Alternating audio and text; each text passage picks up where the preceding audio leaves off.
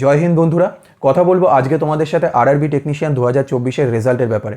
তোমরা প্রত্যেকেই জানো গতকাল অর্থাৎ 19শে মার্চ 2025 আরআরবি টেকনিশিয়ান 2024-এর যে এক্সামটি হয়েছিল তার অল ইন্ডিয়া বিভিন্ন জনের মেরিট লিস্ট প্রকাশিত হয়েছে এবং সেখানে মোট 14,298 জন ক্যান্ডিডেটকে সিলেক্ট করা হয়েছে ডকুমেন্ট ভেরিফিকেশন এবং মেডিকেলের জন্য।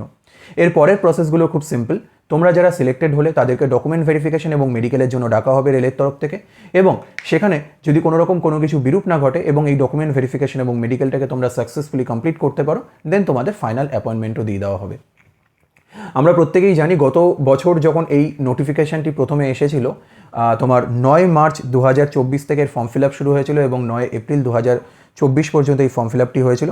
তাতে কিন্তু তোমার টোটাল 9,144টি ভ্যাকেন্সি সেখানে ঘোষণা করা হয়েছিল। কিন্তু পরবর্তীকালে সেপ্টেম্বর অক্টোবর মাস নাগাদ একটা করিজেন্ডাম আসে, যেখানে এই ভ্যাকেন্সিটাকে ইনক্রিজ করে 9,144 থেকে বাড়িয়ে 14,298টি ভ্যাকেন্সি করা হয়। শুধু তাই নয়, যে ক্যাটাগরিগুলোর জন্য ফর্ম ফিল আপটা শুরু হয়েছিল সেই ক্যাটাগরিগুলোতেও বৃদ্ধি আসে। প্রথমে যখন ফর্ম ফিল আপ শুরু হয়েছিল সেখানে মোট 18টা ক্যাটাগরির জন্য উল্লেখ ছিল। পরবর্তীকালে আরও 22টা ক্যাটাগরি অ্যাড হয়ে টোটাল 40টা ক্যাটাগরির জন্য এই ফর্ম ফিল আপটা হয়। এখন কথা হচ্ছে যে আজকের বিষয় কিন্তু আমি এই ভিডিওতে এই বিষয়গুলো নিয়ে আলোচনা করব না, আলোচনা করব যে বিষয়গুলো নিয়ে এই রেজাল্টের পরে যে প্রশ্নগুলো খুব প্রাসঙ্গিকভাবে উঠে আসছে।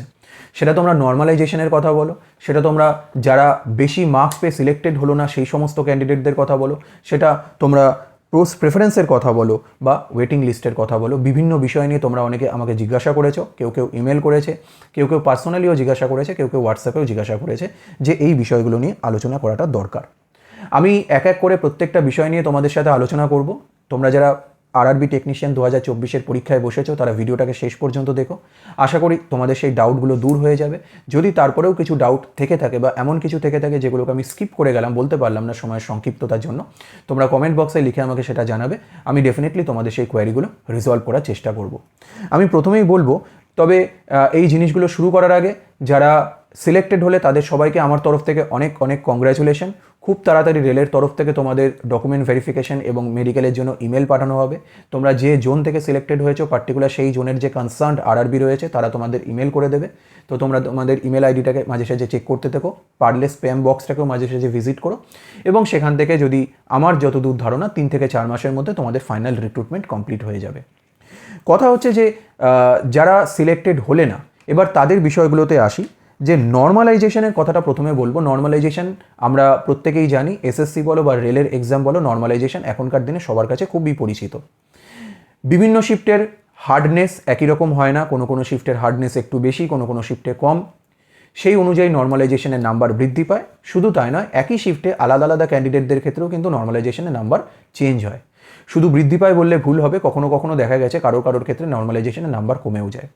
বাট হঠাৎ করে নর্মালাইজেশন এতটা প্রাসঙ্গিক হলো কারণ এবারের আরআরবি টেকনিশিয়ান পরীক্ষায় যে নর্মালাইজেশনের নাম্বারগুলো চোখের সামনে এসেছে, বিশেষ করে বেশ কিছু তথ্য প্রমাণ যেগুলো তোমার সোশ্যাল মিডিয়া সাইটগুলোতে খুব ঘুরে বেড়াচ্ছে, সেগুলো কতটা সত্যি বা ভ্যালিড সেটা এখনও প্রমাণ হওয়া বাকি রয়েছে। তারপরেও বলবো যে জিনিসগুলোকে দেখে যেটা মনে হচ্ছে সেটা হচ্ছে নর্মালাইজেশনটাকে নর্মালাইজেশন মনে হচ্ছে না, ওটা অ্যাবনর্মালাইজেশন হয়ে গেছে। তার কারণ আমি কিছু বলি। এই টেকনিশিয়ানের পরীক্ষায় বেশ কিছু ক্যান্ডিডেটদের ক্ষেত্রে দেখেছি কারো 2 নম্বর, কারো 4 নম্বর করে বেড়েছে। আমার বেশ কিছু পরিচিত ক্যান্ডিডেট আছে যারও 5 নম্বর, কারো 6 নম্বরও বেড়েছে, এমনও আছে। তবে যে তথ্যগুলো সামনে আসলো সেখানে দেখলাম বেশ কিছু ক্যান্ডিডেট এমনও আছে যারা এবারের পরীক্ষায় বসেছে যাদের নর্মালাইজেশনের নাম্বার কারোর 34, কারোর 36, এমনকি কারোর 43 নাম্বার পর্যন্ত বেড়ে গেছে। বিশেষ করে এই ঘটনাগুলো ঘটেছে পার্টিকুলার একটা জোনে, যে জোনটা হলো শিলিগুড়ি জোন। আমাদের শিলিগুড়ি জোনের ক্ষেত্রে কিন্তু এই নর্মালাইজেশনের এই তারতম্যের ব্যাপারটা খুব চোখের সামনে আসছে, যেখানে বেশ কিছু ক্যান্ডিডেটের নর্মালাইজেশনের মার্কস কিন্তু খুব অ্যাব্রাপ্টলি বেড়েছে, 34, 36, এবং একটি পার্টিকুলার ক্যান্ডিডেটের ক্ষেত্রে দেখলাম যে কিনা তোমার যার নর্মাল স্কোর হচ্ছে তোমার স্কোর যেটাকে বলে সেটা হচ্ছে 50, তার নর্মালাইজেশনের 43 নম্বর বেড়ে গিয়ে তার প্রাপ্ত নম্বর হয়ে দাঁড়িয়েছে 93। এবং এই নর্মালাইজেশনের এই নাম্বারটা বৃদ্ধি কতটা সায়েন্টিফিক এবং কতটা প্র্যাকটিক্যাল বা হতে পারে, নর্মালাইজেশনের ফর্মুলাটাই এরকম যে সেখান থেকে বেড়েছে, তারপরেও কিন্তু এটা তোমার আপাতভাবে দেখলে যথেষ্ট সত্যি কথা অ্যাব্রাপ্ট লাগে। এবং তোমার প্রশ্ন তো আসেই কী করে নর্মালাইজেশনের মাধ্যমে নাম্বার প্রায় ডাবলের কাছাকাছি হয়ে যায়। এবং এই পরিমাণ নাম্বার বৃদ্ধি, যেখানে তোমার একটা পার্টিকুলার ক্যান্ডিডেট যার নর্মালাইজেশনের মাধ্যমে কারো ডাবল হয়ে যাচ্ছে এবং কারোর 1-2 নাম্বার বাড়ছে বা কারো কমেও যাচ্ছে, সেখান থেকে দাঁড়িয়ে জিনিসটা যেন কোথাও না কোথাও এরকম মনে হয় যে এর পরবর্তীকালে যে সমস্ত সিলেকশন হবে, সেটা রেলের ক্ষেত্রে হোক বা সেন্ট্রাল গভর্নমেন্টের অন্য পরীক্ষাগুলোর ক্ষেত্রে হোক, সেখানে সিলেকশনটা মেনলি ডিপেন্ড করবে যেন নর্মালাইজেশনের উপরে। অর্থাৎ তুমি কি পড়েছো, কতটা প্রিপারেশান নিয়েছো, কতটা পরিশ্রম করেছো বা কীভাবে পরীক্ষাটা দিয়েছো, সেটা বড় কথা নয়। সেখানে যা হলো, তুমি 40 পেলে, 50 পেলে বা 90 পেলে, সেটা পরের কথা। ব্যাপার হচ্ছে মেন ফ্যাক্টর হবে তোমার নর্মালাইজেশনে কতটা নাম্বার বাড়বে, তোমার পরিশ্রমটা সেখানে হয়ে যাবে সেকেন্ডারি এবং নর্মালাইজেশনটা হয়ে যাবে সেখানে প্রাইমারি।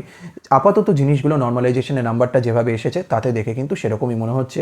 সুতরাং যারা কনসার্ন অথরিটি রয়েছে, যদি আমি ভুল হয়ে থাকি তো সেটা আমাকে জানাবে। যদি তোমাদের মনে হয় যে এই নর্মালাইজেশনের পদ্ধতিটা নিয়ে বিভিন্ন ডিপার্টমেন্টগুলোর একটু তোমার রিকনসিডার করার ব্যাপার রয়েছে এবং তাদের বিষয়গুলো নিয়ে আলোচনা করা দরকার, সেটাও তোমরা আমাকে কমেন্ট বক্সে অবশ্যই জানাবে।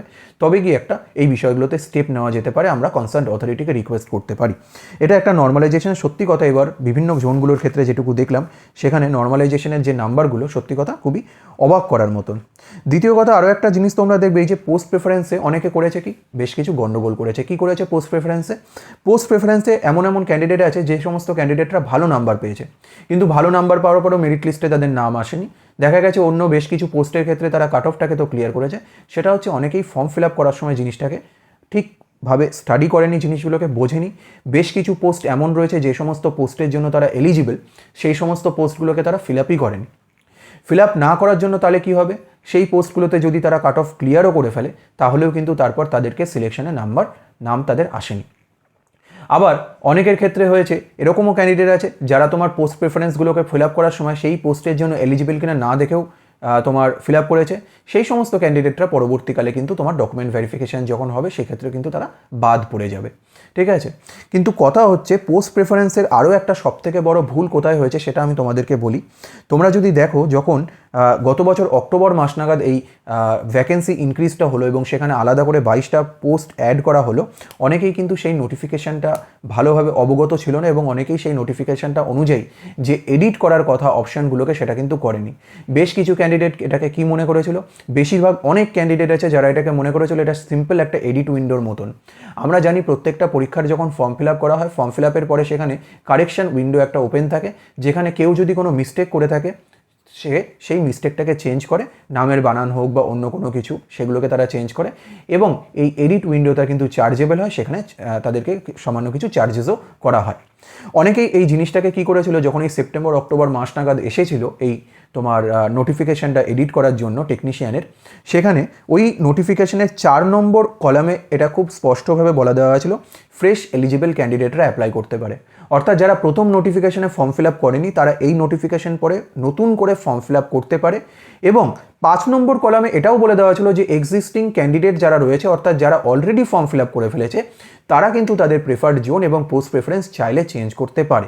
যেটাকে যারা এক্সিস্টিং ক্যান্ডিডেট রয়েছে অনেকে কিন্তু সিরিয়াসভাবে নেয়নি এবং তার ফলে পরবর্তীকালে যে 22টা পোস্ট অ্যাড হয়েছে, অনেকে সেই 22টা পোস্টের জন্য ফিল আপই করেনি। তারা জানে আমাদের ফর্ম ফিল আপ করার সময় কোনো ভুল ছিল না, আমরা সব কিছু ঠিকঠাক করে ভেবেছি এবং তারা এটাও ভেবেছে যে হয়তো এই যে কারেকশানটা এটা করতে গেলে তাদের আলাদা করে কিছু চার্জেস দিতে হবে, যে কারণের জন্য তারা কিন্তু পরবর্তীকালে এই যে 22টা পোস্ট অ্যাড হলো সেই 22টা পোস্টের জন্য ফিল আপ করেন। এবং এরকম বেশ কিছু ক্যান্ডিডেটের সাথে আমার কথা হয়েছে যাদের কিন্তু নাম্বার এবং যোগ্যতা থাকা সত্ত্বেও এই পোস্টগুলোর জন্য তারা কিন্তু সিলেকশন হয়নি এই মাইনর একটা মিস্টেকের জন্য। এখন এটার জন্য কি করণীয়? আমি চাই প্রত্যেকটা ক্যান্ডিডেট যারা ডিজার্ভিং ক্যান্ডিডেট তাদের সিলেকশন হোক, ঠিক আছে, এবং রেল থেকে আরেকবার তাদেরকে অপরচুনিটি দেওয়া হোক। বাকি রেল থেকে যেটা করেছে এই তোমার নোটিফিকেশান রেলে স্পষ্ট বলে দেওয়া ছিল, সুতরাং রেলকে কোনো রকমভাবে দোষারোপ করা যায় না। যেটা রেল করতে পারতো, পাশাপাশি প্রত্যেকটা ক্যান্ডিডেট যারা এই ফর্ম ফিল আপ করেছিল তাদেরকে একটা ইন্ডিভিজুয়ালি ইমেল করতে পারতো, যেটা বাকি পরীক্ষাগুলোর সময় বা অ্যাডমিট আসলে বা কল লেটার আসলে যেটা রেল করে থাকে সেরকম যদি করতো, এই ক্যান্ডিডেটগুলো কিন্তু এই ভুলটা করতো না। অনেক ক্যান্ডিডেটই করেছে এবং অনেক ক্যান্ডিডেট তারা বিষয়টা সম্পর্কে অবগত ছিল না, যারা ফর্ম ফিল আপ প্রথমেই করে দিয়েছিল এবং হয়তো ঠিকঠাকভাবে করেছিল, যে পরে তাদেরকে জিনিসগুলো আবার তোমার এডিট করতে হবে। যে কারণের জন্য তোমরা দেখবে, আমি যদি পার্টিকুলার খালি কলকাতারই কথা বলি, দেখো কলকাতায় জেনারেলদের জন্য ক্যাটাগরি নম্বর 17তে সবথেকে বেশি কাট অফ গেছে, সেটা হচ্ছে ইস্টার্ন রিজনে 94 কাট অফ গেছে জেনারেলের।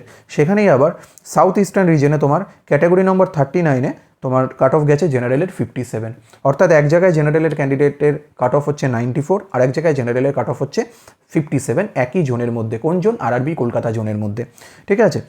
এবং তাজ্জবভাবে তোমরা আরেকটু লক্ষ্য করবে যে এই যে প্রথম থেকে 1 থেকে 18 পর্যন্ত যে পোস্টগুলো রয়েছে, যে পোস্টগুলোর কথা তোমার প্রথমেই বলে দেওয়া ছিল, 1 থেকে 17 পর্যন্ত যেগুলোর কথা তোমাকে প্রথমেই বলে দেওয়া ছিল, 1 থেকে 18 পর্যন্ত যেটা তোমার প্রথম নোটিফিকেশনেই বলে দেওয়া ছিল, সেখানে ম্যাক্সিমাম পোস্টের ক্ষেত্রে কাট অফ দেখবে 90+ রয়েছে, ম্যাক্সিমামই 90+ কাট অফ রয়েছে। ওয়্যারঅ্যাজ 18 থেকে 40 বা 19 থেকে 40 যে পোস্টগুলোর পরে অ্যাড হয়েছিল, যে ক্যাটাগরিগুলো পরে অ্যাড হয়েছিল, সেগুলোর তো কিন্তু বেশিরভাগ ক্ষেত্রেই 90 নিচে কাট অফ রয়েছে এবং অনেক ক্ষেত্রে অনেকটাই কম নাম্বার রয়েছে। যেখান থেকে এটা আমার ধারণা, আমার ক্যালকুলেশন, যে অনেক ক্যান্ডিডেট এমন আছে যারা পরবর্তীকালে ওই এডিট উইন্ডোটাকে ব্যবহার করেনি এবং এই যে পোস্টগুলো রয়েছে পরবর্তীকালে 22টা পোস্ট অ্যাড হলো, তারা সেই পোস্টগুলোকে ফিল আপ করেনি। সুতরাং তাদের ক্ষেত্রে কি করণীয় সেটা কনসার্ন রেলওয়ে অথরিটি ডিসকাস করবে এবং তারা ডিসিশন নেবে সেই বিষয়ে। তোমরা যদি কেউ এরকম কারো তোমাদের ক্ষেত্রে ঘটে থাকে, তোমরা সেটা কমেন্ট বক্সে লিখে জানাও। আমি চাইবো এরকম হোক, রেল থেকে আরেকটা অপরচুনিটি তাদেরকে দেওয়া হোক পুনরায় সেই পোস্ট প্রেফারেন্সটাকে ভরার, যদি সম্ভব হয় রেলের পক্ষ থেকে, ঠিক আছে। এই বিষয়ে এটা আমার মতামত, তোমাদের যদি কোনো মতামত থাকে সেটা তোমরা কমেন্ট বক্সে লিখে অবশ্যই জানিও। দ্বিতীয় কথা হচ্ছে ওয়েটিং লিস্টের কথা বলি। দেখো, প্রথম কথা 1:1 অনুপাতে তো ডাকা হয়েছে, এর মানে এই নয় যে এইখানে যারা রয়েছে সবাই জয়েন করবে। যারা সিলেক্টেড ক্যান্ডিডেট রয়েছে, এই সিলেক্টেড ক্যান্ডিডেটদের মধ্যে অনেকেই আছে যারা তোমার এনটিপিসিতেও বসবে, এনটিপিসির পরীক্ষা খুব কাছাকাছি চলে এসছে, হতেই পারে যে কোনো সময় ডেট অ্যানাউন্স, এবং সেখানে যখন তারা এনটিপিসিতে বসবে এবং এনটিপিসিতে সিলেকশন হবে, স্বাভাবিকভাবেই তারা কিন্তু আর তোমার টেকনিশিয়ানের গ্রেডে জব করবে না, এটাই ধরে নেওয়া যেতে পারে। এখন কথা হচ্ছে যে এই ক্যান্ডিডেটগুলো যখন এখান থেকে তোমার জয়েন করবে না, বা অন্য কোনো পরীক্ষায় যদি সিলেক্টেড হয়ে যায়, বা কেউ যদি ডকুমেন্ট ভেরিফিকেশন বা মেডিকেলে বাদ পড়ে যায়, সেখানে তো সেই ভ্যাকেন্সি অ্যারাইজ হবে। কিন্তু টেকনিশিয়ানের ক্ষেত্রে যেটা ভালো দিক সেটা হচ্ছে আরআরবি টেকনিশিয়ানে প্রত্যেক বছরই ওয়েটিং লিস্ট থাকে, এর আগের বছরগুলোতেও ছিল, এবং সেখানে ধাপে ধাপে পরের দিকের ক্যান্ডিডেটদেরকে ডাকা হয়। সুতরাং যারা কিছু মার্কসের জন্য থেকে গেলে বা কিছু মার্কসের জন্য বাদ পড়ে গেলে, আমি বলবো এখনই হাল ছাড়ার মতন কিছু নেই, তোমরা আপডেটেড থাকো, পুরো জয়নিং প্রসেসটা কমপ্লিট হোক। এই পুরো জয়নিং প্রসেসটা কমপ্লিট হওয়ার পর ডেফিনেটলি ওয়েটিং লিস্ট আসবে, অনেক ক্যান্ডিডেট এখানে থাকবে যারা যে পোস্টগুলোর জন্য খালি থেকে যাবে। গত বছর যেরকম হয়েছিল তোমার কোনো কোনো ক্ষেত্রে 6 নম্বর, 7 নম্বর, 8 নম্বর পর্যন্ত নাম্বার কমে গেছিলো ফাইনাল সিলেকশনের পরেও, এবং সেখানে তোমার পরবর্তীকালে ওয়েটিং লিস্ট থেকে ক্যান্ডিডেটদেরকে ডাকা হয়েছিল। আমার বিশ্বাস যে এবারও সেরকম হবে, অনেক ক্যান্ডিডেটই বিভিন্ন এক্সামে চলে যাবে, বা অনেকেই তোমার ডিভি এবং মেডিকেলে আটকে যাওয়ার পর তারপর কিন্তু সেখানে ফ্রেশ ক্যান্ডিডেটদেরকে ওয়েটিং লিস্ট থেকে ডাকা হবে। এখন হ্যাঁ, হয়তো ওয়েটিং লিস্টে এত তাড়াতাড়ি আসবে না, সে কারণে তোমরা যারা সিলেক্টেড হলে না, তাদেরকে আমি বলবো এই মুহূর্তে এই জিনিসগুলো নিয়ে তোমাদের ভাবনা চিন্তা করার থেকে তোমাদের বেস্ট উপায় হচ্ছে যে সামনে আরআরবি এনটিপিসি এক্সাম আছে, তোমরা সেই এক্সামটাতে ফোকাস করো, কিংবা যদি তোমরা অন্য কোনো এক্সামের জন্য প্রিপারেশন নিয়ে থাকো সেই এক্সামগুলোর দিকে ফোকাস করো, সেটা বেশি ফলপ্রসূ হবে, কারণ এই জিনিসটা পুরোটাই একটা টাইম টেকিং। পাশাপাশি নর্মালাইজেশনের বিষয়ে যে আমি কথাগুলো বললাম, সেই বিষয়ে তোমাদের মতামত কি? প্রত্যেকের মতামত, সেটা তোমাদের যে কোনো ধরনের মতামত হতে পারে, সেটা গ্রাহ্য, সেগুলোকে তোমরা কমেন্ট বক্সে লিখে জানিও। প্রত্যেককে ধন্যবাদ, ভালো থেকো।